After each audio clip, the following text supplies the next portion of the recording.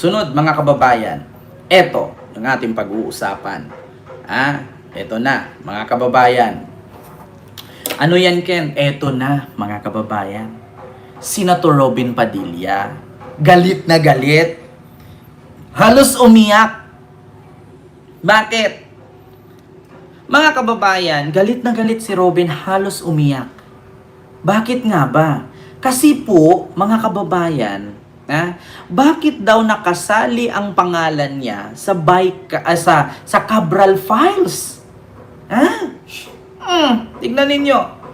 Hindi ko po lubos maunawaan kung paano pong naisama ang aking pangalan sa listahan ng mga di umunoy nagkaroon ng insertion sa pondo ng DPWH sa ilalim ng 2025 NEP o tinatawag ngayong Cabral's List.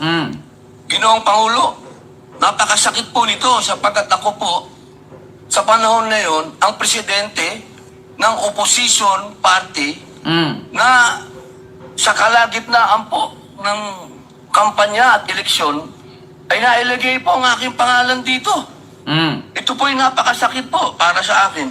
Nasaktan. Hindi ko po lubos maunawaan kung paano pong naisama ang aking pangalan sa listahan ng mga di umunoy nagkaroon ng insertion sa pondo ng DPWH sa ilalim ng 2025 NEP o tinatawag ngayong Cabral's List.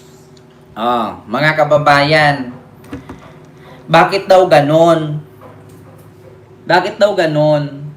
Napasali daw ang pangalan niya sa Cabral's List. Bakit hindi mo tanungin si Leandro Libeste? Di ba si Leandro Libeste naglabas niyan? Ngayon nagtatanong siya, nanggagalaiti dahil napasama ang pangalan niya sa Cabral's List? Itanong mo kay Leandro Libeste. Di ba mga DDS? Ngayon mga DDS, ito na. Di ba botong-boto kayo kay Leandro? Di ba tuwang-tuwa kayo kay Kiko Barsaga? Ngayon si Senator Robin umiiyak.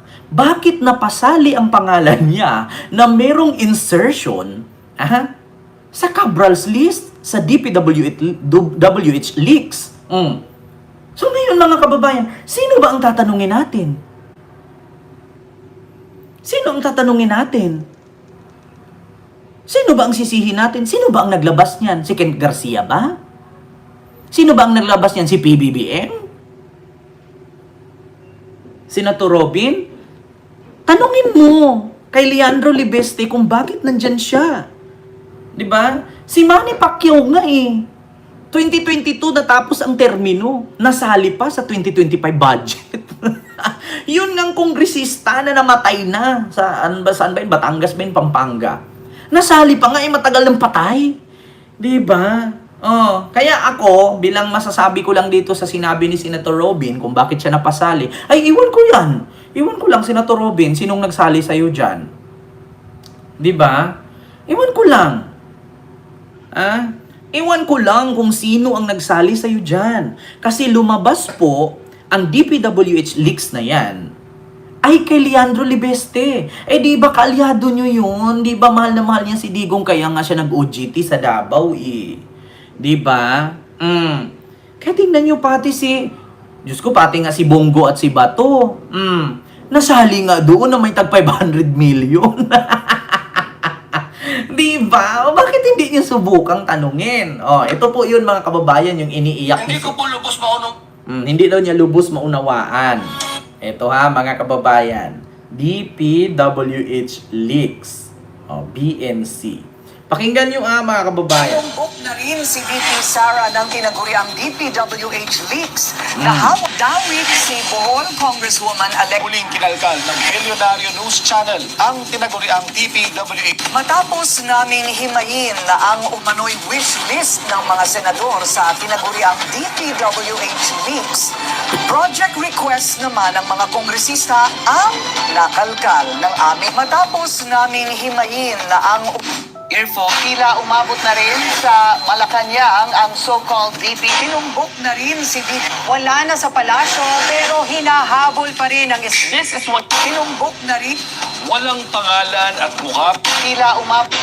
Hindi multo, kundi Posible posibleng humarap sa Post senator left behind sa 19th Congress. Lahat daw sila nag-request ng mga proyekto sa ilalim ng 2025 National Expenditure Program o NEP.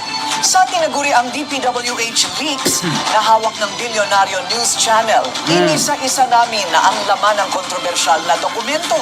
At narito ang unang bahagi ng exclusive agenda report ni Joash Malimban. Ayan, pakinggan ninyo ha. As a general rule, with very little exceptions, it is Yusek Maria Catalina Cabral, with the imprimatur of Secretary Mark Villar, and later continued by Sec Manny Bonoan, who had control at the DPWH level to remove, include, add, deduct, or modify insertions of items in the NEP for Diba? Add, remove, deduct. infrastructure or those pertaining to DPWH. November 14, 2025, nang idetali ni former DPWH Undersecretary Roberto Bernardo ang umano'y sistema ng korupsyon sa budget ng ahensya. Aniya, mula sa pagbuo pa lang ng National Expenditure Program o NEP, tila meron na agad designated proponents at sponsors ng mga proyekto na siyang Diba? May pasabi-sabi pa si Robin. Hanggat may baha, may buwaya! My God. Hanggat may baha, may buwaya! Tapos kasali siya. O yun, umiyak. Senator Robin, sorry. Itanong mo kay Leandro Libeste kung bakit ka napasali dyan. Pasigaw-sigaw ka pa noon, hanggat may baha, may buwaya! Tapos kasali umiiyak. tumatanggap ng porsyento o kickback. Ang isa sa mga umano'y architect ng sistema, walang iba kundi ang yumaong si former DPWH Undersecretary Maria Catalina Cabral. Tapos sasabihin pa niya, sunugin natin ang 1,000 piso bill para malaman natin kung sino ang kurap. Kasi nga, kapag may bulto-bulto kang tinatagong 1,000, syempre ipapalit mo agad yan. So kung sino man ang mayroong bulto-bultong bilyon na tinatago, ibig sabihin siya yung kurap. Paano kung hindi naman politiko? Paano kung negosyante? Syempre ang daming negosyante na bilyon ang nakabolt. So, ibig sabihin pala, pagka nagpapalit ka ng 1 billion sa bangko kasi susunugin ang 1,000 ay tatanggalin, so kurap ka na? Apakabobo naman na ganyan. Yusek Cabral would tell me that she would communicate and meet legislators to inform them of the amount of their allocations and ask them for titles of projects that they want to include in the DPWH budget. Sa patuloy na paggulong ng investigasyon sa flood control scandal, nagnilaman ng mga balita ang mga dokumentong naglalaman umano ng listahan ng mga proyektong ipinasok sa NEP at kung sino ang mga proponent o nag-request nito. Nakakuha ang Bilyonaryo News Channel ng kopya ng umano'y DPWH leaks. Nilalaman nito ang listahan ng mga senador na nag-request daw ng mga proyekto at ang detalye ng mga proyektong ito para sa 2025 NEP. Para sa unang bahagi ng aming report, ilalabas namin ang lahat ng mga senador na nakapaloob sa DPWH leaks. Pinakamaraming requested projects umano, si former Senator at ngayon DepEd Secretary Sonny Angara, na proponent ng 105 projects sa 2025 NEP. July 2024 na-appoint si Angara bilang DepEd Secretary mula sa pagiging isang senador, ilang buwan matapos simulan ang budget setting para sa 2025. Pumapangalawa si Senator Cheese Escudero na may 34 projects. Ikatlo si Senator Joel Villanueva na may 30 projects. Ikaapat si Senator Amy Marcos na may 28 projects. 14 projects naman ang nakalaan para kay Senators Alan at Pia Cayetano. Mga 11 projects para anti-corrupt kay yan Senator ha. Mark Villar. 11 projects din para kay Senator Grace Poe. Siyam sina Senators Raffy Tulfo at former Senator Bong Revilla. Ito para kay former Senator Coco Pimentel. Tig-anim naman sina Senators Migs Zubiri at Jinggoy Estrada. 5 projects each para kina Senators Bongo, Bato de la Rosa, Lito Lapid at former Senator Francis Tolentino. 4 projects each for Senators Loren Legarda, Win Gatchalian at former Senator Nancy Binay. 2 projects each for Senators J.V. Ejercito, Robin Padilla at former Senator Manny Pacquiao. Robin Padilla, Manny Pacquiao, at sino pa yung isa? Kaya ngayon mga kababayan, eto. Tandaan po natin, hanggat may baha, may buhaya. Maraming salamat po, Ginoong Pangulo. Tandaan po natin, hanggat may baha, may buhaya. Eh, bakit kayo nag-iiyak-iyak ka? Kasi nasangkot ka. naman kung paano pong naisama ang aking pangalan sa listahan ng mga di umunoy nagkaroon ng insertion sa pondo ng DPWH sa ilalim ng 2025 NEP o tinatawag ngayong Cabral's List. Ginoong Pangulo, napakasakit po nito sapagkat ako po sa panahon na yun, ang presidente ng opposition party na sa kalagitnaan po ng kampanya Ma'am Ana Fe, eleksyon, hello po. ay nailagay po ang aking pangalan dito. Ito po yung napakasakit po para sa akin. I'm 10 hours in and I haven't gotten this. Mahal na Pangulo. Nagulat po ako. Bakit po napasali yung pangalan ko? Tandaan po natin, hanggat may baha, may buhaya. Maraming salamat po, Ginoong Pangulo. Hindi ko po lubos maunawaan kung paano pong naisama ang aking pangalan sa listahan ng mga di umunoy nagkaroon ng insertion sa pondo ng DPWH sa ilalim ng 2025 NEP o tinatawag ngayong Cabral's List. Ginoong Pangulo, napakasakit po nito sapagkat ako po sa panahon na yon ang presidente ng opposition party na sa kalagitnaan po ng kampanya at eleksyon ay nailagay po ang aking pangalan dito.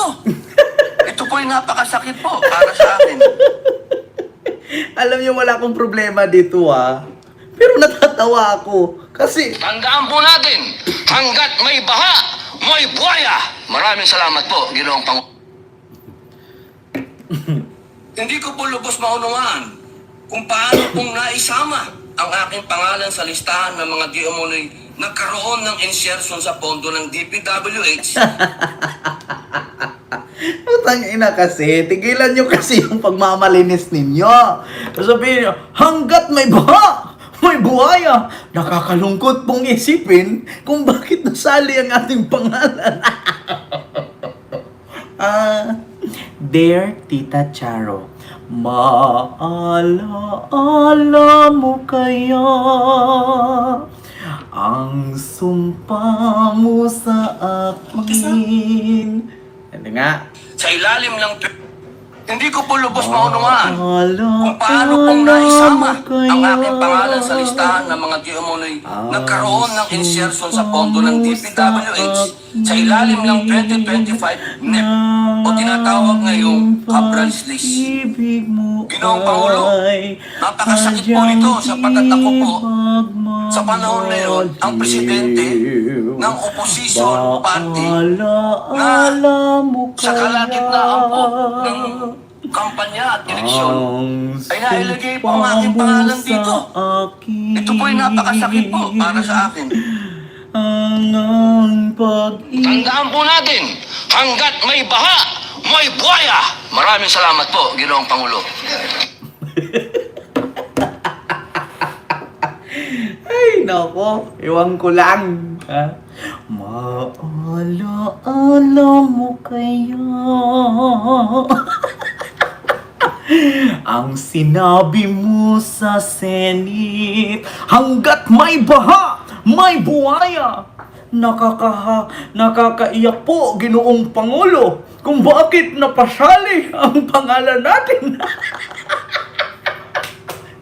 Maalaala mo kaya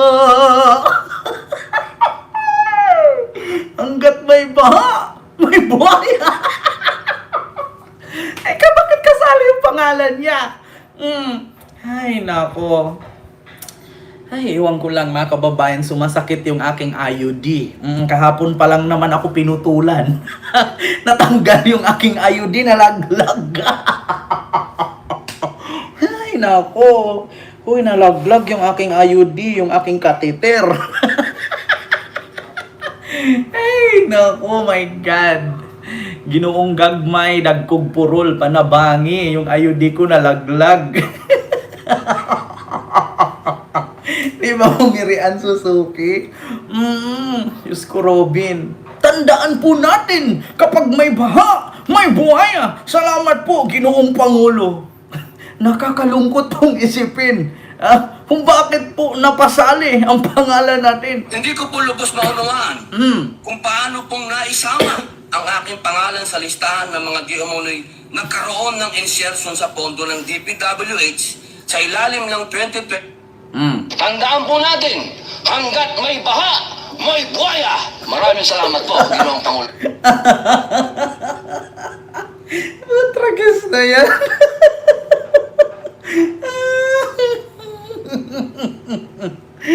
Ayoko na, Lord. Lord, in the name of the Father and the Son and the Holy Spirit, Lord. Maawa po kayo, Lord. Patawarin mo po ako, Lord. Nagre-react lang po. So yun lang po mga kababayan. Mag-ingat po kayo palagi. Mamaya po, may live po tayo ulit. Yun po muna yung ating pag-uusapan. Mga kababayan, yun po muna yung ating pag-uusapan. Maraming salamat. Mga kababayan, hindi ko po kayo maisa-isa. Mamaya po alas 9, mag-live po tayo ulit. And see you next live. God bless. Thank you. God bless. Bye-bye po. Sa Sirisa Force, hindi ko po kayo maisa-isa. Maraming salamat po, pero nakikita ko po kayo dyan. Maraming salamat sa walang sawang pagsuporta sa akin. At sa inyong lahat dyan, no? Mapa Luzon, Visayas, at sa Republic of Mindanao. Maraming salamat po sa inyo. Saan mang sulok ng mundo, maaasahan nyo. Uy, bumalik na pala si Willie Rebillame. Kaso pag open ng show niya, galit na galit. Uy, gago, mamaya pa yan i-play yung tugtog na yan. Bumalik na daw si Willie. Kaso lang, unang open pa lang ng palabas, nagmura na. Mamaya pa bubuksan yan, tanga. Gumagano na. Tanga, mamaya pa yung tugtog na yan. Wala talagang manonood. Sa Luzon, sa Visayas, at sa Mindanao, saan mang sulok ng mundo. Maraming salamat po sa inyong lahat, mga kababayan. Mag-ingat po kayo.